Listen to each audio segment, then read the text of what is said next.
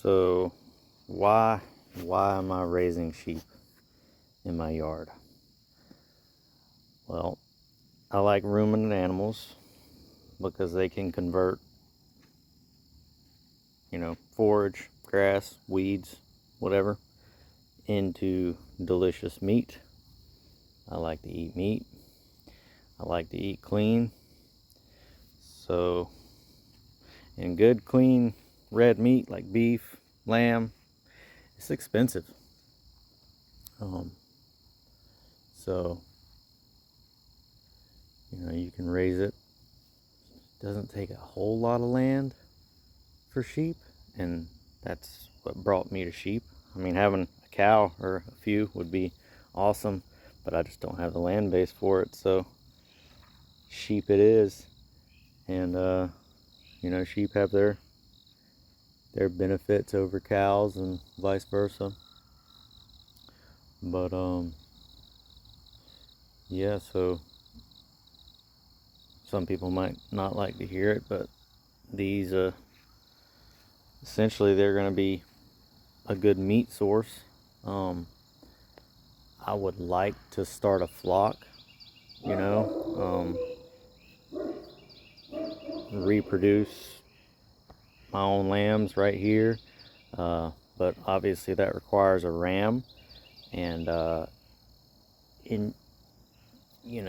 more you add to that, the more land you need, the more forage you need to sustain that. So by doing it this way, you can give like long rest periods, sabbaticals, whatever, from having animals on your property. So, if you get in a situation where you've eaten everything, you just let it rest a while. So yeah, I just, to have a ram here full time and use it, it's not enough land for that. So that's why I'm doing it this way. I'd like to lease or buy more land eventually. My thought process was, though, I will utilize what I already have and kind of get my feet wet with it. This is my second go round with sheep. I've already raised and harvested 2 lambs. They're in the freezer. That went well. They taste good. They ended up pretty small. I harvested them maybe a little earlier than I could have, but anyways, yeah, so if anybody knows of anybody's got some land they want to lease me, let me know. So yeah, that's kind of the why I'm doing this.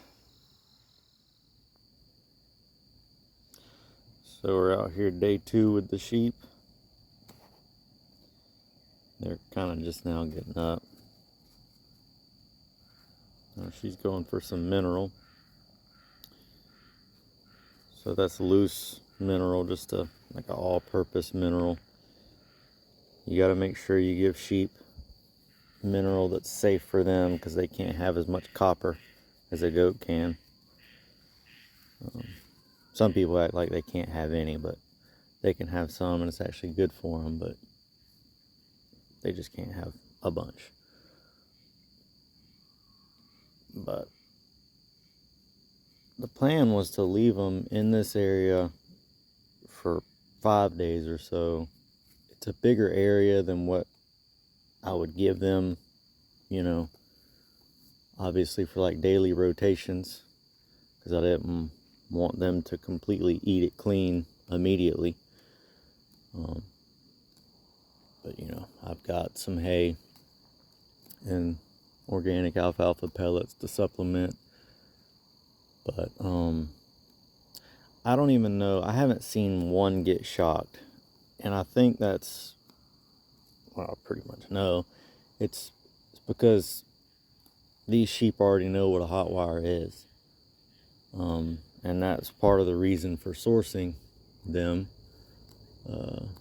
You know, like I said before, they never been fed grain that I know of. The guy told me they hadn't, and have no reason not to believe him.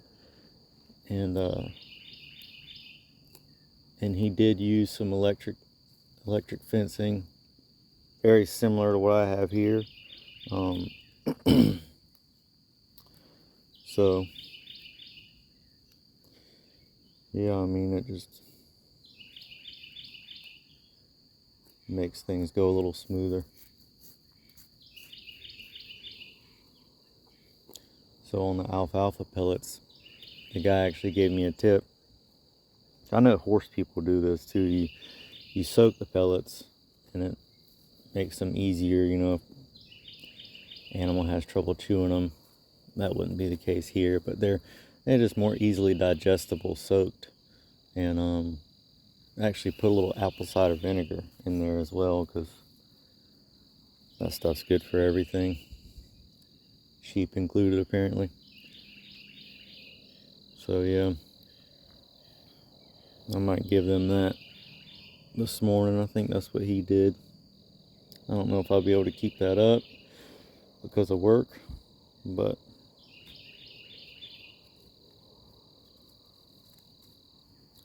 probably be good to go ahead and give them some.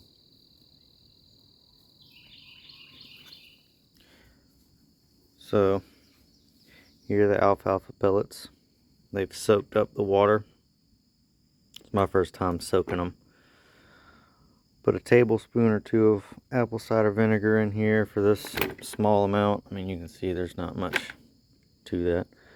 But so this is to supplement mainly a good protein source. And there's other nutrients in there too, but our grasses here, especially like, you know, our perennial grasses that you would just have, like typical grasses in a pasture, here in the southeast would be Bahia, Bermuda, different kinds. And here, you know, this is a lawn. I've got a lot of centipede. I've got Bahia. I've got a lot of centipede. I've got some St. Augustine. I mean, I've got some clover planted. I've got some annual ryegrass that I'm gonna graze off. You know, you can do annuals, which helps things out. But moral of the story is a lot of fiber, low quality protein, or low quality forage. Sorry. This pumps that protein up, and a ruminant animal needs a good balance of protein to fiber in order to utilize the energy that they can get from the fiber. So yeah, I mean, you got lactating ewes, they're eating for two essentially, and if you don't keep them, you know, well fed, they'll start falling off, and you don't want that. You want them to stay in good health, produce plenty of milk, and then, you know, you'll have better lambs. Lambs will grow faster as a result, be healthier. So yeah, that's the reason for this. So the pellets are a hit.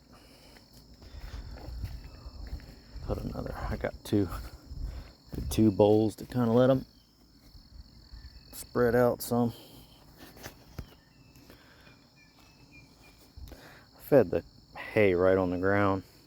If they leave a little bit, that'll add nutrition. Just a gnat. Swallowed a gnat. Just like the manure adds nutrition. Another benefit of ruminants, they'll improve the soil. Yeah, they're getting after that. And you know, their manure adds biology. Dung beetles, you know, if you're not worming them and doing all kind of stuff like that, using chemicals on your pasture, dung beetles will break down the manure and actually tunnel it, burrow it into the ground. There's a study, it said dung beetles improve production like some crazy percentage number. I think it was like, oh, don't get me to line. I can't remember. I don't want to say it, but it's a big number. So having them helping you out is huge. Wish they would split up and eat that other one. Maybe push them off of this one. They will. Or they'll just, I guess that's one way to get them used to me. Oh well. See, you can see her hips. I would rather not be able to. You know, she's nursing, so that's kind of to be expected. But yeah, that's what you want to look out for. If she's not getting enough, you know, she'll continue to be pulled down, and you gotta watch for that. So yeah, they add fertility. They eat the forage and put it right back down, manure and urine. And that's one good thing about feeding hay, or any additional inputs you bring in, like these pellets or hay or even mineral. That's all fertility you're bringing in. You're basically importing fertility. The trick is, especially with hay, is getting it clean. It's hard to find a hay producer that doesn't use herbicide. You know, people don't want to see quote unquote weeds in their hay. So, you know, that's a struggle. But man, let me see if I can get them to fighting over that one. They don't realize there's another one over here.